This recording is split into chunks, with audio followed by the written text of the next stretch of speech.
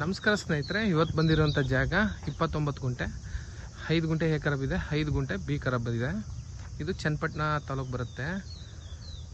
ಇಲ್ಲಿಂದ ಚನ್ನಪಟ್ಟಣಕ್ಕೆ 15 ಕಿಲೋಮೀಟ್ರ್ ಆಗುತ್ತೆ.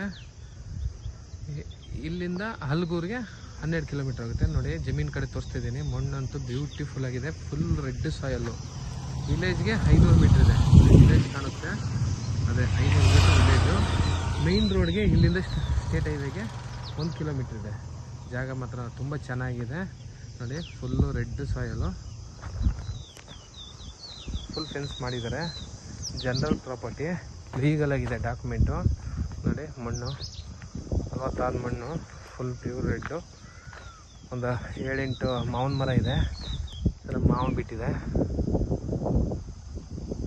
ರೋಡ್ಗೇನೆ ಇಲ್ಲ ಅಂದರೂ ಒಂದು 150 ಅಡಿ ರೋಡ್ ಫೇಸಿಂಗ್ ಇದೆ. ಜಾಗ ಮಾತ್ರ ತುಂಬ ಚೆನ್ನಾಗಿದೆ. ನೋಡಿ,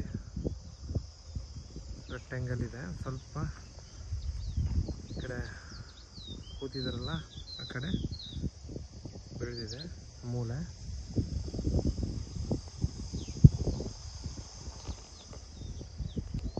ಮಣ್ಣಂತೂ ಇದೇ ಥರ ಇದೆ. ಇವಾಗ ಉಳುಮೆ ಮಾಡಿದ್ದಾರೆ. ಫಾರ್ಮ್ ಹೌಸ್ ಮಾಡ್ಕೊರೋದಕ್ಕೆ ತುಂಬ ಚೆನ್ನಾಗಿದೆ ಜಾಗ. ಎದುರುಗಡೆ 5 ಗುಂಟೆ 5 ಗುಂಟೆ ಫಾರ್ಮ್ ಹೌಸ್ ಮಾಡಿ ಮಾರ್ತಾಯಿದ್ದಾರೆ. ಎದುರುಗಡೆ ರಸ್ತೆಗೆ ಇದೆ, 50ರಿಂದ 60 ಅಡಿ ರೋಡ್ ರಸ್ತೆ ಇದೆ.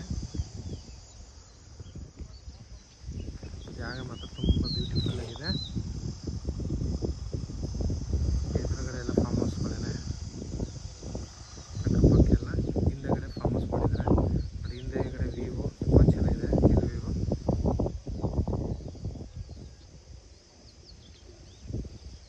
ಮಣ್ಣದ್ದು ಏನಾರು ಮಾಡ್ಬೋದು. ಮಿಶ್ರ ಬೆಳೆ ಬೆಳೆಯೋಕ್ಕೂ ತುಂಬ ಚೆನ್ನಾಗಿದೆ.